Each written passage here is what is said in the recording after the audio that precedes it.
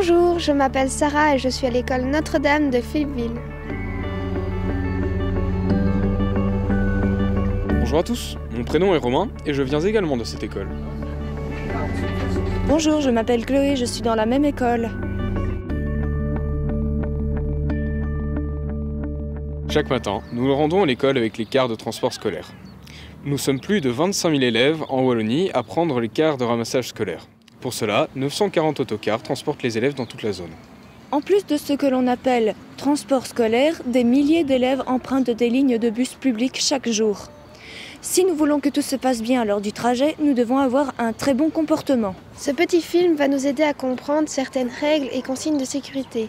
Il va nous montrer ce que nous pouvons et devons faire et ne pas faire avant, pendant et après le trajet en car. Magali, notre accompagnatrice, et Philippe, notre conducteur, vont nous y aider. En route!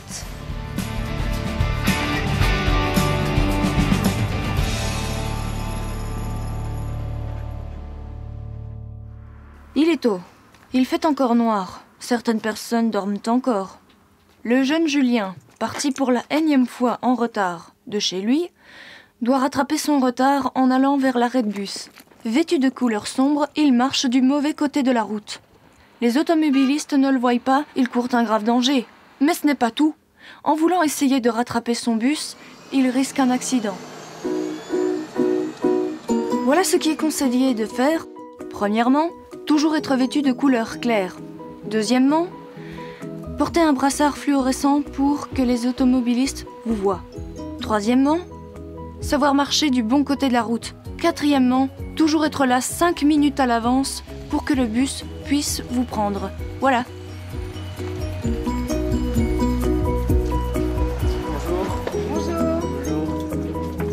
Un bonjour, c'est Polly. Et ça fait toujours plaisir. On a vu que Julien était grand, il se rend seul à l'arrêt de bus. Ses parents estiment qu'il est apte à le faire. Cependant, seuls les parents sont responsables de leurs enfants jusqu'à la montée dans le bus. Nombreux sont ceux qui accompagnent leurs enfants jusqu'à l'arrêt du bus et attendent celui-ci avec eux. Par contre, les parents ne peuvent pas monter dans le bus.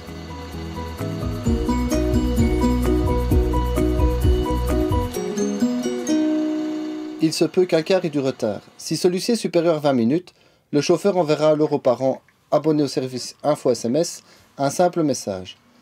Rappelons également que le transport scolaire est un service en commun et non un service à la carte.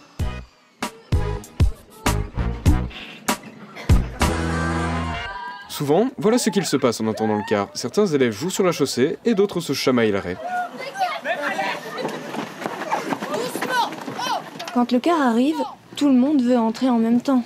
C'est la bousculade. Il n'est pas rare que certains montent sans même dire bonjour. Pour éviter tout accident, et par respect pour le conducteur et l'accompagnatrice, voici ce que nous devons faire. Nous attendons le car dans le calme. À son arrivée, il faut reculer pour ne pas risquer d'être accroché par le rétroviseur du car. Il faut aussi attendre que le car soit immobilisé et qu'il ouvre sa porte. Alors nous pouvons monter tranquillement, en étant polis avec le conducteur et l'accompagnatrice. N'oublions pas qu'il y a des places assises pour tout le monde. Cela ne sert à rien de pousser les autres.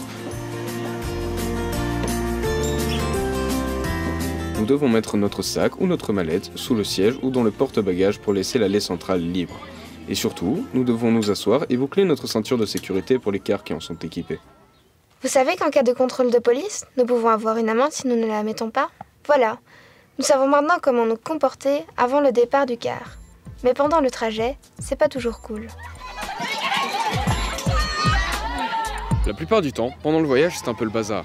Certains élèves salissent le car avec de la nourriture et des boissons, sont à genoux ou debout sur les sièges, ou lancent des projectiles à travers le véhicule. Ou pire encore, certains élèves se pendent aux mains courantes. D'autres encore ne respectent ni le matériel ni le personnel. Et voici ce que l'on retrouve après le trajet. C'est désagréable. Chauffeur. Non, allez, va t'asseoir s'il te plaît. En plus du fait que ce comportement est irrespectueux envers autrui, cela pourrait avoir de graves conséquences. Le chauffeur pourrait être distrait et pourrait par exemple donner de coups de frein brusques. Chauffeur. Va t'asseoir s'il te plaît. En plus des risques d'accident, des sanctions pouvant aller de l'avertissement à l'interdiction de monter dans le car peuvent être prises à l'encontre des élèves perturbateurs. Et alors, c'est la famille qui devra payer les dégradations car, et oui, qui casse, paye. Et en arrivant à l'école, le car n'est pas encore arrêté, que l'on voit que tout le monde est déjà debout et veut sortir en se bousculant. C'est certain, un jour, il y aura un accident. Et hop, revenons en arrière pour voir ce qu'il faut faire. Dans le car, nous devons absolument rester assis et attacher notre ceinture. Ne pas nous déplacer, ni crier, ni chahuter. Nous ne pouvons ni manger ni boire. Pour ceux qui ont de longs trajets, il est autorisé de boire un peu d'eau et de manger un biscuit sec. Nous ne pouvons pas parler au chauffeur pendant qu'il conduit, ni le distraire. En plus, nous devons également respecter le véhicule, ne pas détériorer le matériel qui est mis à notre disposition pour nous conduire à l'école. Quand le car arrive à destination, il faut absolument attendre l'arrêt complet de ce véhicule avant de détacher notre ceinture et de nous lever. Il faut descendre calmement et dire au revoir, c'est la moindre des politesses.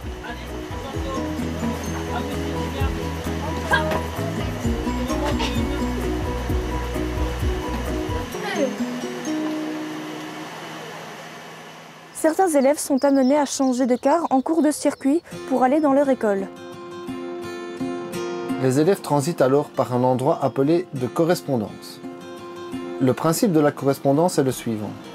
Tous les cars attendent à un endroit bien spécifique, avec tous les élèves à l'intérieur, dans le calme bien entendu. Lorsque tous les cars sont là, les élèves descendent, sans se bagarrer, sans en profiter pour fumer une cigarette, et lorsque tous les élèves ont regagné leur car respectif, alors tous les véhicules peuvent démarrer.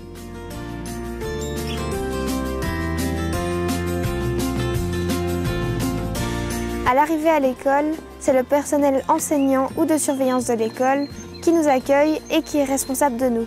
Au retour, ce sont ces mêmes personnes qui iront nous conduire à l'endroit où le car stationne pour nous charger. Si notre comportement n'a pas été exemplaire, l'accompagnatrice peut en informer l'école et inversement.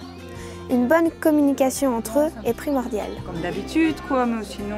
En fin de circuit, l'accompagnatrice fera le tour du car pour voir si des élèves ne sont pas restés à bord. Le conducteur fera la même chose une fois rentré au garage.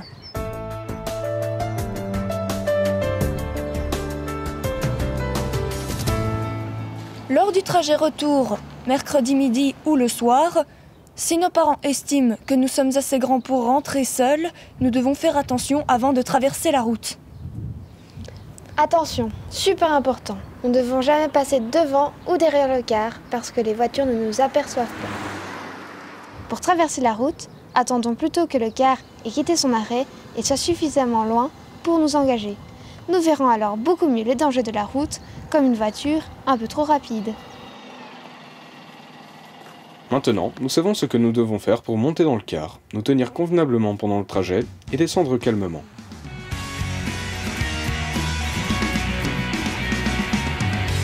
Qu'est-ce qui fait qu'un jour on devient chauffeur de car scolaire? Moi j'ai bien aimé l'aspect technique du métier et l'aspect humain aussi parce qu'on contacte beaucoup de gens.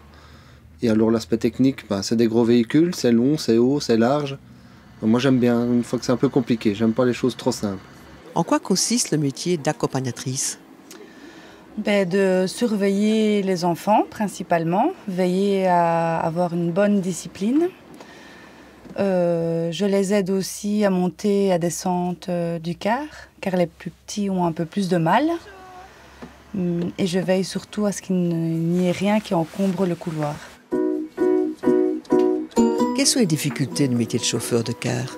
Les difficultés, il faut être concentré, la concentration, et alors le déplacement du véhicule, il faut être attentif, il faut avoir les yeux partout, aussi bien à l'intérieur du véhicule qu'à l'extérieur.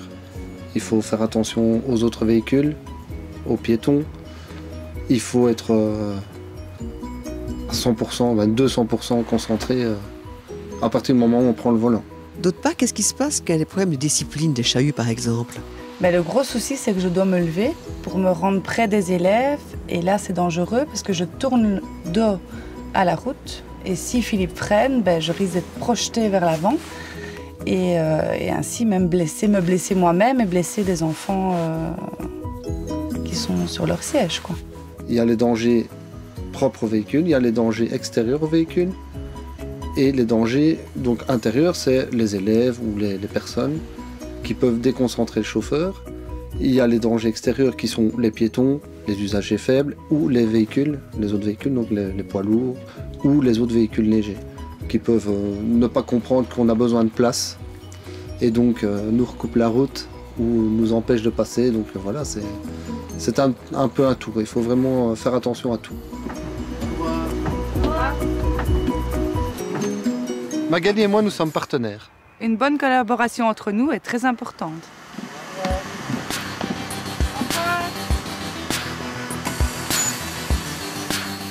Dernier point que nous devons absolument aborder. Que faire en cas d'évacuation? Il se peut qu'un jour, nous soyons amenés à sortir rapidement du véhicule car un incident a été détecté pendant le trajet. Un peu de fumée ou bien une panne mécanique. Philippe, Magali, il y a le feu à l'arrière! Le chauffeur va alors donner l'ordre d'évacuation. Il faut suivre ces directives. Voilà, on va évacuer le car, on reste calme, on défait sa ceinture et on laisse les cartables. On y va. Lorsque l'évacuation débute, les chauffeurs remontent le couloir pour faire signe aux élèves côté allée de se lever et de se diriger vers la porte avant, sans crier ni se bousculer et sans prendre sa mallette ou son sac. Vous mettez là sur le côté. Pour les plus jeunes qui auraient des difficultés à se détacher, c'est le conducteur qui les aidera à se libérer. Arrivé au fond du car, le chauffeur va alors faire évacuer les élèves placés à l'arrière du véhicule. Il va alors remonter l'allée en donnant une consigne aux élèves côté fenêtre de sortir. Les derniers élèves à sortir sont donc ceux côté fenêtre à l'avant. Enfin, le chauffeur peut sortir. Si le car transporte des élèves voiturés, le chauffeur et l'accompagnatrice remontent ensemble et procèdent à l'évacuation des élèves. Une fois tout le monde à l'extérieur, nous attendons qu'un autre car vienne nous chercher. Voilà, ce petit film est terminé. Nous sommes certains que vous avez retenu les consignes de sécurité et que vous les appliquerez. Pour plus de respect et de sécurité dans le transport scolaire. Retenons simplement que notre comportement a beaucoup d'importance pour la sécurité de tous. Bon voyage!